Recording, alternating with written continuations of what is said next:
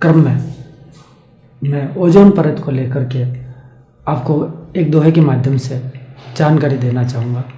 वो जानकारी ये है, होती ना ओजोन जो जल जाता संसार, अब उसकी रक्षा करें कर लो बैठ विचार।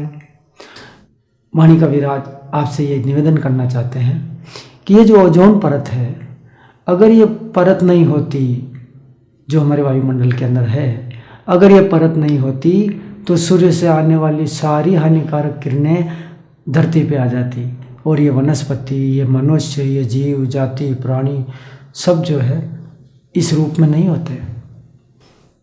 इनका स्वरूप न जाने कैसा होता है जिसकी कल्पना ही नहीं कर सकते। आज हम जिस स्थिति में हैं, जितनी वनस्पति डेवलप हुई, जितने प्राणी जीव जंतु जितने पैदा हुए हैं, 84 लाख इनकी कैलकुलेशन बताई जाती है। अगर ये इतने हैं तो ओजोन परत की वजह से है।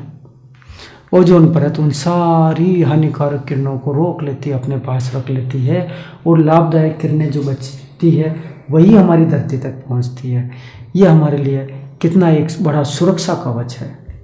तो ओजोन होती ना ओजोन जो जल जाता संसार, ये संसार जल जाता।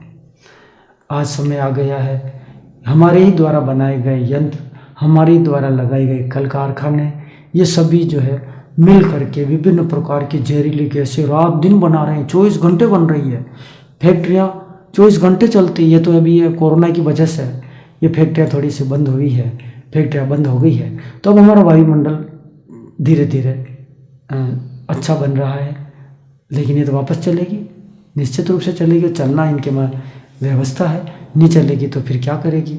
इतने कर्मचारी का क्या होगा, हमारे सोशल सिस्टम का क्या होगा? तो फैक्ट्री का चलना भी आवश्यक है।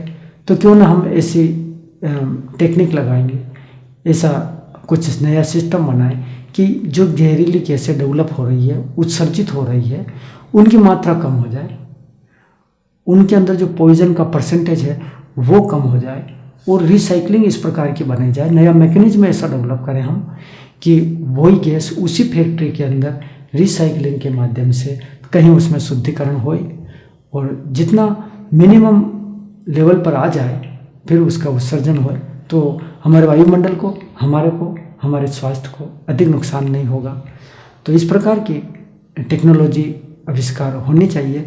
कुछ हुई है तो उसका उपयोग होना चाहिए और राष्ट्रभक्ति के नाम पे होना चाहिए, देशभक्ति के नाम पे होना चाहिए, न कि कोई निजी स्वार्थ इसको दुष्प्रभावित करे।